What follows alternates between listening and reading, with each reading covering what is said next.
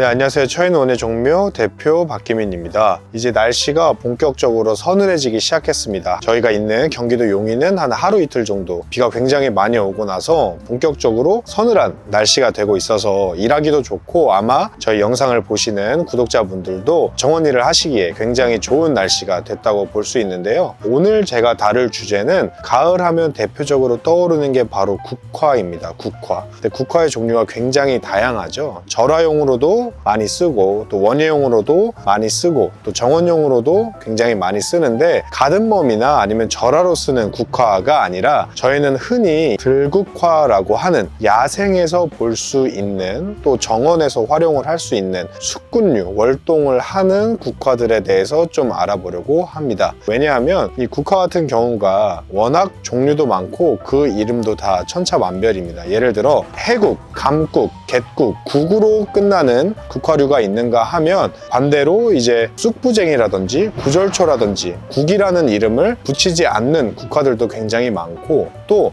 이 국화과로 분류를 하다 보면 국화과라는 범위가 굉장히 넓어서 여러분들이 잘 아시는 봄에 피는 토풀 같은 것도 국화과에 속하거든요. 근데 저희가 이번에 다룰 영상은 가을에 우리가 흔히 아는 국화꽃처럼 꽃을 피우면서 겨울에도 월동을 할 수 있는 국화과의 야생화들을 알아보도록 하겠습니다.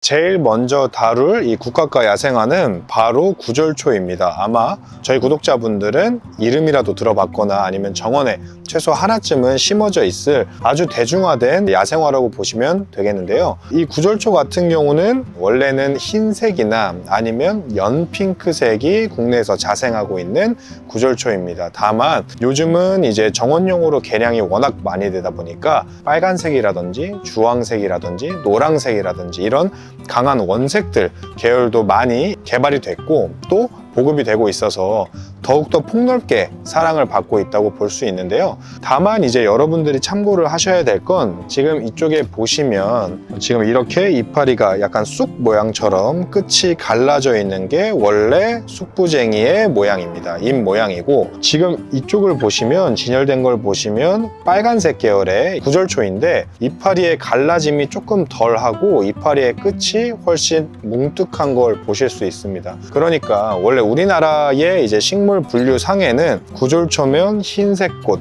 연핑크색 꽃에 잎이 이렇게 갈라지고 있는 형태, 이런 식으로 명확하게 이제 구분이 되어 있지만, 워낙 원예용으로 많이 개발이 되기 시작하면서 기존에 정의했던 내용들이 사실은 조금 모호해지고 있습니다. 특히 국화과에서는 그런 현상이 심하더라고요. 그래서 여러분들이 꼭 기억을 하셔야 될 건, 이파리가 어느 정도 끝이 쑥잎처럼 이렇게 갈라지는 것이 구절초다. 하지만 빨간색이나 주황색이나 노란색처럼 상대적으로 최근에 나오기 시작한 품종들은 보시다시피 상대적으로 뭉툭하고 약간 톱니가 있는 형태로 변형이 되었다. 이렇게 참고를 하시면 좋을 것 같고, 여러분들이 이제 국화과 하면 아스타나 쑥부쟁이의 연보라색이나 보라색을 많이 떠올리시는데, 구절초는 아직까지 보라색 계열이라든지 아니면 푸른색 계열은 없다. 이렇게 참고를 해주시면 좋을 것 같습니다.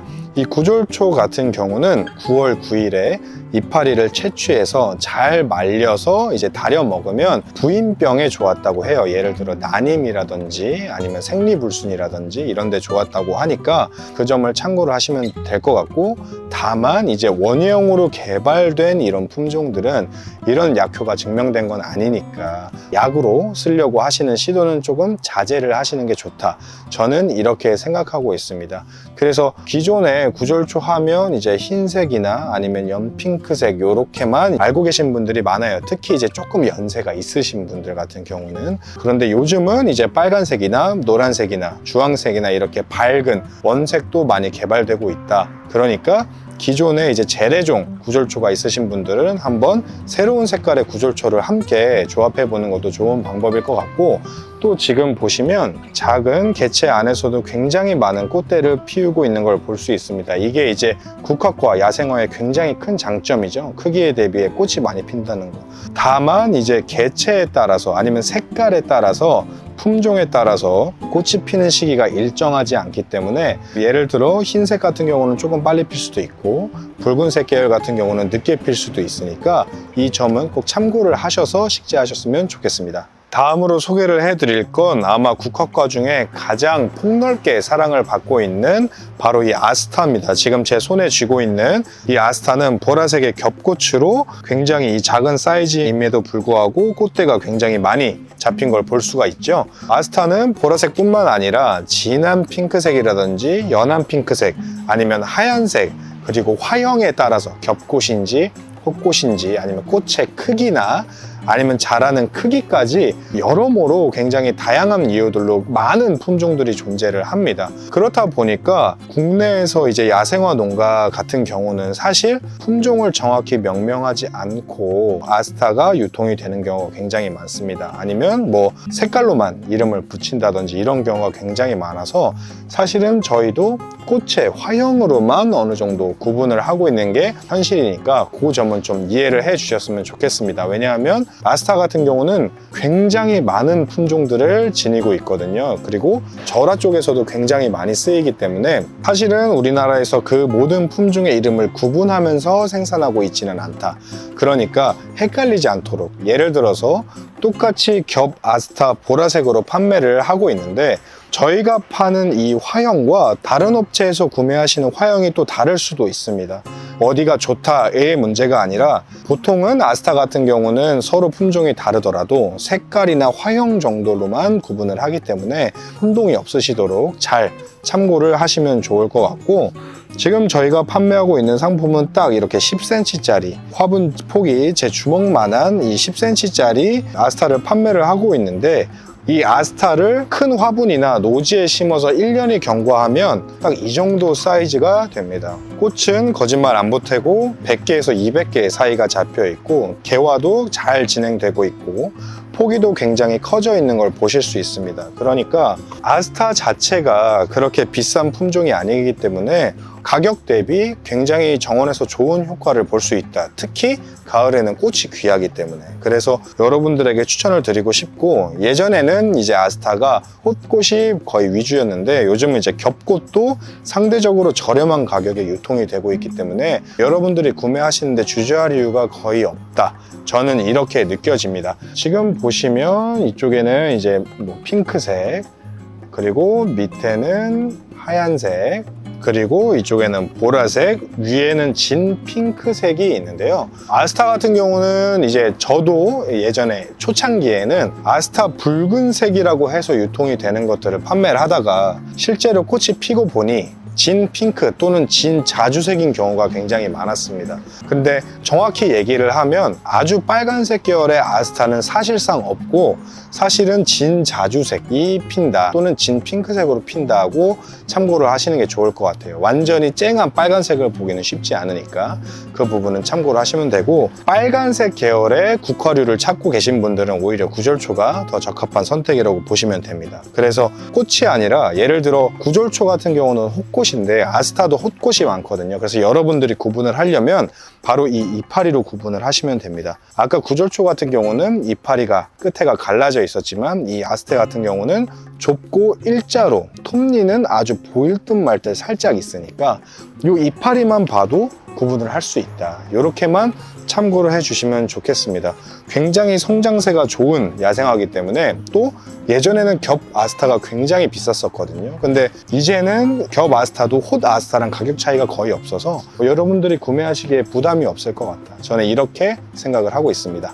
세 번째로 다룰 식물은 바로 쑥부쟁이입니다. 여러분도 많이 들어보셨을 이름이라고 생각을 하는데 사실은 이 쑥부쟁이가 분류를 할 때 가장 어려운 국화과 야생화 중에 하나입니다. 왜냐하면 쑥부쟁이 안에서 뭐 까실 쑥부쟁이라든지 굉장히 많은 종류의 이름이 존재하고 저희가 판매하고 있는 청화 쑥부쟁이나 아니면 홍화 쑥부쟁이는 파란색 계열의 꽃을 청화 쑥부쟁이라고 하고 붉은색 계열의 꽃을 홍화 쑥부쟁이라고 하는데 문제는 이 이름 또한 정식 이름이 아닙니다. 그냥 꽃의 이름으로만 구분을 했고, 또 이 쑥부쟁이의 분류에 대해서는 굉장히 많은 논쟁의 여지가 있다고 해요. 특히 뭐 쑥부쟁이가 일제 잔재처럼 남은 말이라든지 뭐 이런 식으로 굉장히 의견이 분분한 상황이어서, 오히려 이제 약초를 전문적으로 하시는 데서는 쑥부쟁이를 굉장히 세부적으로 분류를 하고 있지만, 우리 정원용에서는 최근 들어서의 경향은 이렇게 꽃의 색깔로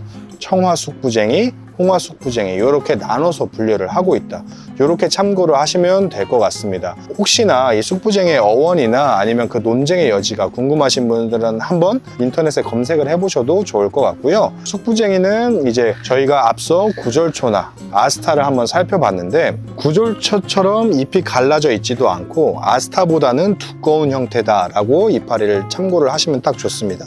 가까이서 보시면 분명히 이파리에 이렇게 톱날이 있기는 하지만 이파리의 톱니가 굉장히 약하고 또 이파리가 둥그런 형태다. 이렇게 좀 참고를 하시면 좋을 것 같고, 이 쑥부쟁이 역시 아스타 계열에 속하기 때문에 보라색 꽃이 피는 게 있고, 자생종 역시 연보라색으로 피는 게 우리나라 쑥부쟁이의 자생종입니다. 그러니까 이 보라색이 자연스러운 색깔이고 이 빨간색이 계량종이다. 이렇게 참고를 하시면 좋을 것 같고요. 이 쑥부쟁이 역시 아스타 못지않게 개화량이 굉장히 많습니다. 저희가 지금 옆에 작년에 10cm 포트를 심어놨던 사진을 한번 띄워드릴 텐데, 아스타 못지않게 개화량이 굉장히 많으니까 식재를 하실 때 좀 참고를 해 보셨으면 좋겠습니다. 아스타나 구절초나 쑥부쟁이를 함께 심으셔서 국화과 야생화 별로 이파리나 꽃을 관찰하는 게 정원사에 굉장히 큰 재미라고 볼 수 있고, 어린 아이를 키우시는 가정이라면 생태교육용으로도 굉장히 좋지 않을까, 이렇게 생각이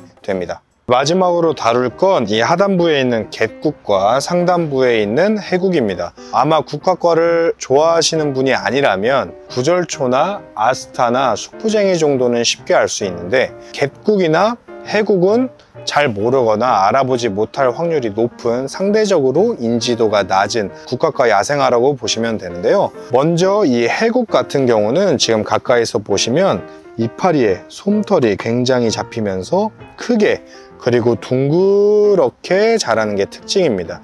이게 굉장히 덩어리가 커지면 잎만으로도 꽤 괜찮은, 꽤 그럴듯한 경관을 연출하는 게 특징이고, 꽃은 일반 들국화처럼 호꽃으로 연보라색의 색깔을 자아내는 게 특징입니다. 한번 제가 수도권 지역에서 한 5년 이상 된 해국을 볼 일이 있었는데, 오히려 꽃보다 이파리에 굉장히 눈이 많이 가더라고요. 왜냐하면 살짝 은빛 색깔이 돌기 때문에 솜털처럼 잡혀 있어서 이 느낌이 다른 국화들은 쉽게 가지고 있는 성질이 아니기 때문에 굉장히 유니크하다. 그래서 기존의 구절초나 아스타나 쑥부쟁이처럼 잘 알려진 국화과 야생화들이 있으신 분들은 잎의 질감까지 추가할 수 있는 해국도 추천을 드리고요. 그리고 이 밑에 있는 갯국은 개인적으로 제가 국화과 야생화 중에 가장 좋아하는 품종입니다. 갯국화라고도 하고 갯국이라고 하는데, 보통 이제 야생화 이름 앞에 갯이라는 이름이 붙은 경우는 바닷가에서 자생을 많이 하는 경우 그런 이름이 붙거든요.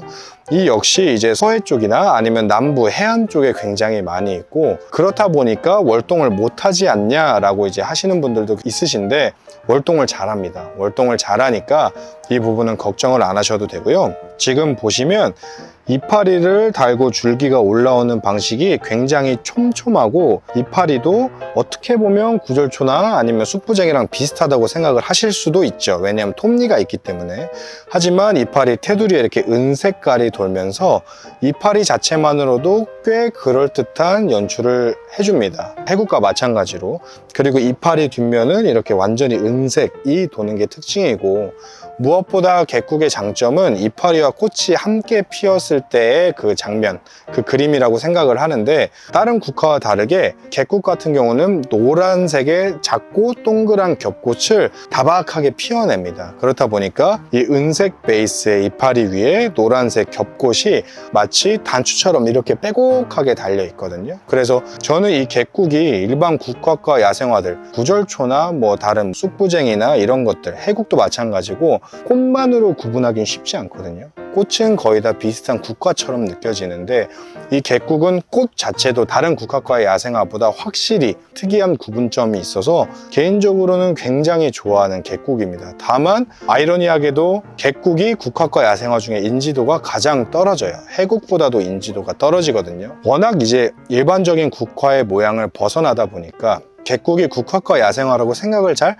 못하시는 것 같더라고요. 그래서 한번 꼭 알려드리고 싶었고, 보시다시피 이파리의 모양도 훌륭하고 꽃도 굉장히 특이하면서 개성이 강하기 때문에 여러분들에게 꼭 권하고 싶은 가을꽃 야생화를 고려하시는 분들이 계시다면 가장 먼저 고려하고 싶은 꽃이 바로 이 객국이다, 이렇게 생각을 해주시면 감사하겠습니다. 네, 이렇게 해서 가을에 보기 예쁜 국화과의 야생화들, 가장 대표적인 것들을 알아봤습니다. 그 외에도 뭐 개미취라든지 다양한 국화과의 야생화들이 많이 존재를 하는데 가장 일반적으로 많이 소비되고 또 가장 좋아하시는 국화를 위주로 선별을 해서 설명을 드렸고요. 지금 보시다시피 저희 매장에서 가능한 저렴한 가격에 공급을 하고 있으니까 혹시나 구매를 안 하시더라도 가을 꽃 구경을 오실 분들은 한 번쯤 방문을 해 주셔도 좋을 것 같습니다. 지금 국화뿐만 아니라 지금 매장 쭉 둘러보시면 가을에 좀 예쁘게 다룰 수 있는 다양한 식물들을 매장에 배치를 해 놨으니까 추석 전후나 아니면 10월, 11월 이때가 또 식물을 심기에 다시 봄처럼 좋은 시기가 되거든요. 그래서 그때 한번 찾아와 주셔서 꽃 구경도 하시고 그리고 또 정원에 필요한 식물들을 또 구매하시는 것도 굉장히 좋을 것 같습니다. 날씨가 많이 선선해져서 이제 정원 일을 하기에도 무리가 없고 또 즐겁게 일을 할 수 있는 시기여서 개인적으로는 굉장히 기분이 좋습니다. 여름이 너무 더웠고 비도 많이 왔었기 때문에 아직은 낮에도 햇빛이 뜨면 더우니까 건강을 살피시면서 정원 일을 하셨으면 좋겠고요. 다음에 또 좋은 영상으로 찾아뵙도록 하겠습니다. 이상으로 영상 마치겠습니다. 감사합니다.